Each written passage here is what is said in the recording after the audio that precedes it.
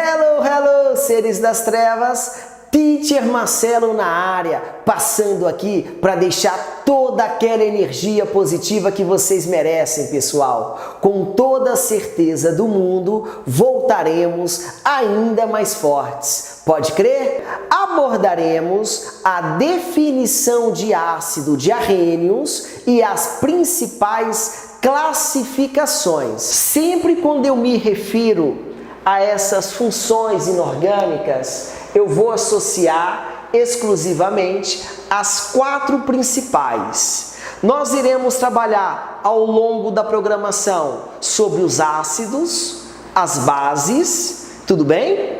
Os sais e os óxidos. Na aulinha de hoje, iremos começar com a definição de ácidos. Essa definição de ácido foi proposta por Arrhenius em 1887 aproximadamente. O jovenzinho fala assim, ó: ácidos, substância que em meio aquoso, sempre quando eu me refiro meio aquoso, eu vou pensar em água, ioniza-se. Essa palavra ionização eu vou associar exclusivamente à formação de cargas. Tudo bem? Então a substância, ela tem que ter água na sua composição, ela sofre ionização, fornecendo somente cátions H3O+, ou em algumas situações, você pode observar que esse cara vai aparecer como um simples H+. Pessoal, olha esse conceito de Arrhenius. Se você observar com muita atenção, ele acaba sendo um conceito mais limitado. Por quê? Porque o camarada só consegue definir ácido se o meio for aquoso. Então me ajuda, moçada. O jovem fala assim, ó: ácido é a substância que em meio aquoso, isso vai formar um H+ e um ânion. Esse ânion, ele é muito importante para a nomenclatura dos sais. Então eu poderia pensar no HCl, o principal constituinte do suco gástrico, ok? HCl, líquido, evidentemente. Aí você põe o cara em água, ele forma aqui, pessoal, o H+ aquoso e o Cl- aquoso, ok? Isso aqui representa um ácido de Arrhenius, evidentemente. Eu poderia representar essa equação assim, ou eu poderia representá-la assim, ó. Eu vou pensar aqui então no HCl líquido, isso reage com água. Isso aqui vai formar, galera, o H3O+ aquoso mais o Cl- aquoso. Pessoas, me ajuda aí. Sempre quando eu me refiro a esse H3O+, eu vou escrever aqui, ó, íon hidrônio ou hidroxônio.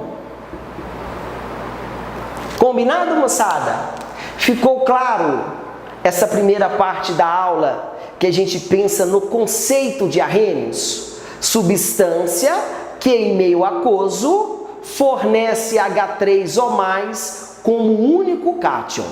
O teacher colocou aqui também, pessoas, as características dos ácidos. Eu listei 3 principais características. A primeira característica: todo ácido tem esse sabor de azedo.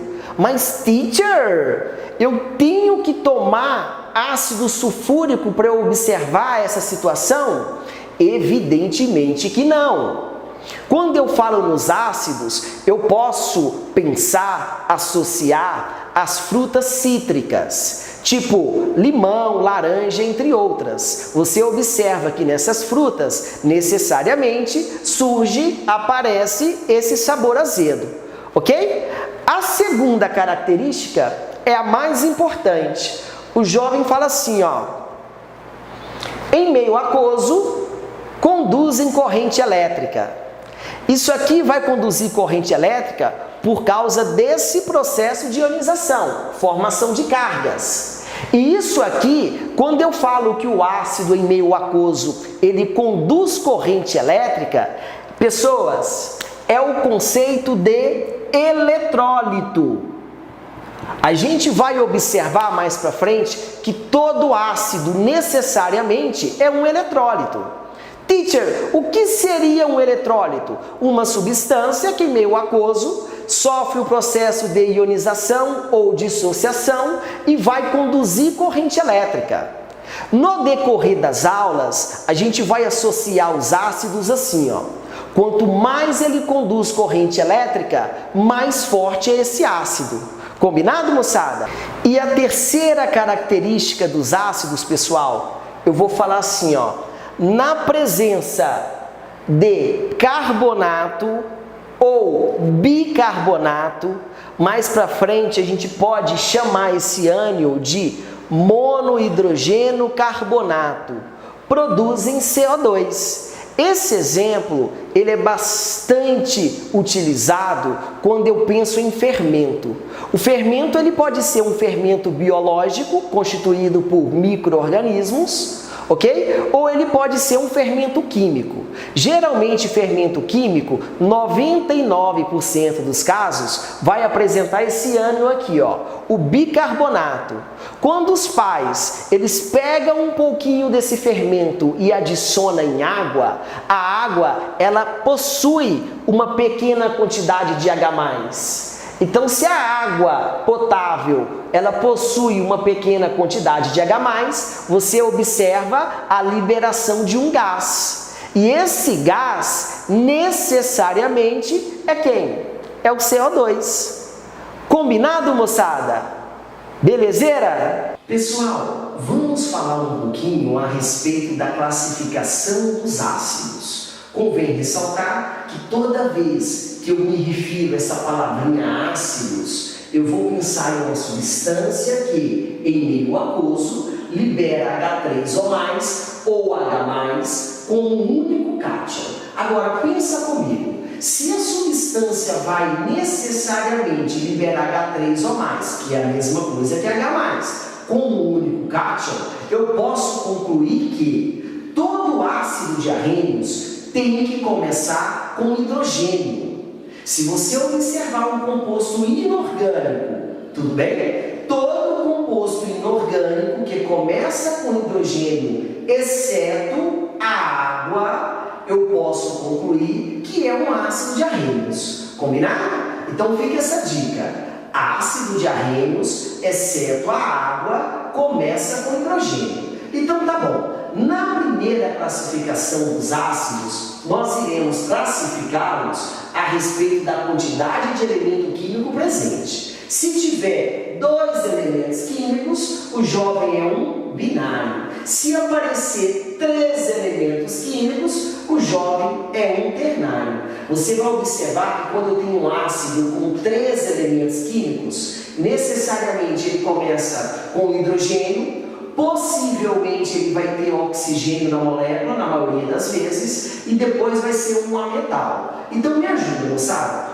Exemplo de compostos binários. Eu poderia citar o ácido clorídrico, hidrogênio e cloro. Eu poderia citar o ácido iodídrico, hidrogênio e iodo. E eu poderia citar também o ácido sulfídrico. Isso aqui eu tenho hidrogênio e enxofre. Combinado, pessoal? Quando eu penso em um ácido ternário, eu posso citar o ácido hipocloroso. Observa que eu tenho hidrogênio, cloro e oxigênio. Eu poderia citar o ácido sulfuroso. Observa que aqui eu tenho, galera, ó, hidrogênio, enxofre e oxigênio. E eu poderia citar também o ácido nítrico. O ácido nítrico, eu tenho hidrogênio, nitrogênio e oxigênio. Na segunda classificação, iremos classificar os ácidos a respeito da presença ou ausência de oxigênio. Toda vez que eu tenho um ácido que não tem oxigênio na molécula, o nome desse cara é o quê? Ele vai ser um hidrácido, sem oxigênio. Combinado? Exemplos de hidrácidos. Eu poderia citar o ácido fluorídrico, utilizado na marcação de vidros. Eu poderia citar o ácido cianídrico, utilizado em câmara de gás. Esse ácido cianídrico, ele foi utilizado como arma química na Segunda Guerra Mundial. Esse ácido eliminou uma quantidade absurda de judeus. Como ele é muito volátil, você inala esse vaporzinho desse ácido, beleza? Questão de alguns minutos, a pessoa acaba tendo uma parada cardíaca e ela chega a óbito. Combinado, moçada? A título de curiosidade, o sarim, que a galera costuma chamá-lo de gás sarim, que na verdade não é um gás a temperatura ambiente, ele é um líquido em temperatura ambiente, ele também foi utilizado como arma química na Segunda Guerra Mundial, beleza? Eu poderia citar também, moçada, o ácido sulfídrico, aquele cheiro característico de ovo podre, beleza? Quando o ácido apresenta oxigênio na molécula, eu vou chamá-lo de oxiácido.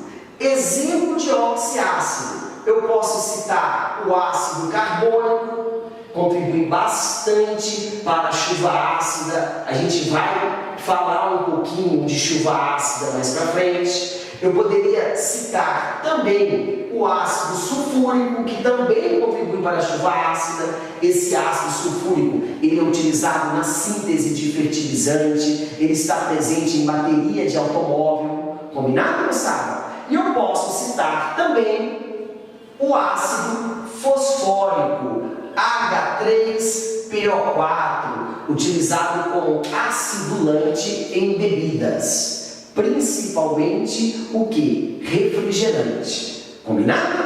Beleza, amiguinhos? Na terceira classificação, iremos classificá-los a respeito da volatilidade. Quando eu falo assim, ó, que eu tenho um ácido volátil, o que significa ser volátil? Se eu falo, por exemplo, álcool, temperatura de ebulição 78 graus Celsius. Água, temperatura de ebulição 100 graus Celsius.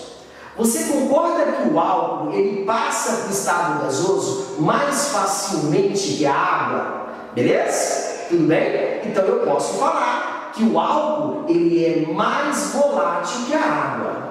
Agora, se eu penso no álcool, temperatura de ebulição 78 graus Celsius, e se eu penso no éter, temperatura de ebulição 33 graus Celsius, aproximadamente. Nesse caso, nessa situação, o éter ele vai ser muito mais volátil que o álcool. Combina comigo? Concorda comigo? Pessoal, quando então eu classifico a respeito da volatilidade, o teacher vai dar uma dica. Grande parte dos ácidos, eles são voláteis, beleza? A minoria é o que? Fixo. Quando eu falo que um ácido é fixo, em média, ele vai ter uma temperatura de ebulição acima de 150 graus Celsius. Combinado? Então é muito mais fácil a gente gravar quem é fixo, ok? Se você pensa num exemplo que não se encontra nos fixos, esse cara só pode ser volátil. Combinado? O teacher vai citar aqui para vocês 3 situações de ácidos fixos. Eu posso pensar, por exemplo, no H2SO4, a temperatura de ebulição desse cara é algo por volta de 340 graus Celsius. Eu poderia citar o ácido H3PO4. O H3PO4, que é o ácido fosfórico, a temperatura de ebulição é por volta de 213 graus Celsius. E eu poderia citar também o ácido bórico. O ácido bórico, a temperatura de ebulição desse ácido é algo por volta de 185 graus Celsius. Pensando agora, moçada, nos ácidos voláteis, eu vou colocar os principais, tudo bem? Eu vou colocar aqui o ácido sulfídrico, odor característico de ovo podre. Eu posso pensar no ácido cianídrico, utilizado como arma química extremamente volátil. Eu poderia pensar no ácido clorídrico, eu poderia pensar no ácido nítrico e eu poderia pensar também no ácido fluorídrico. Esses 5, moçada, fazem parte da dica do teacher. Você pode ter certeza que nos ácidos voláteis, se aparecer algo, vai aparecer algo em torno desses 5 e de repente eu iria acrescentar também o ácido acético. O ácido acético ele aparece em pequenas quantidades, em média 6% do vinagre, em média, é ácido acético. Uma vez que você abre a tampinha do vinagre e sente aquele odor característico, aquilo ali necessariamente seria o odor do ácido acético. Por quê? Porque o cara ele é extremamente volátil.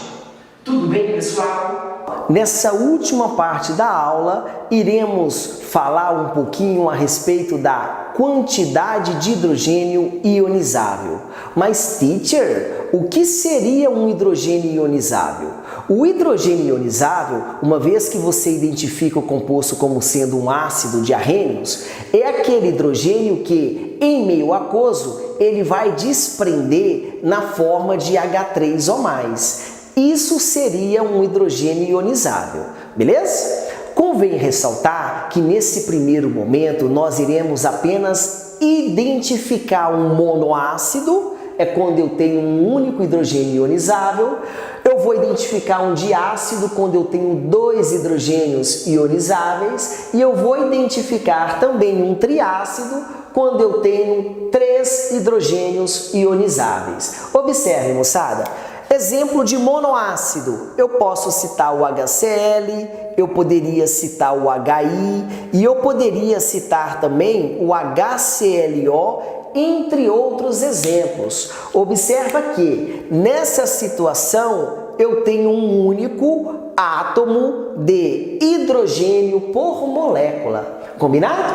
Quando eu tenho um diácido, moçada, eu tenho que ter necessariamente 2 átomos de hidrogênio por molécula. Então eu poderia pensar, por exemplo, no ácido carbônico, no ácido sulfúrico, no ácido sulfuroso, entre outros. Observa que nessa situação eu tenho 2 átomos de hidrogênio por molécula, beleza? Pensando em um triácido, eu tenho que ter 3 átomos de hidrogênio ionizáveis por molécula. O que vem na minha cabeça? H3PO4 e H3BO3. Pessoal, observa que nesses 2 exemplos nós temos 3 átomos de hidrogênio por molécula.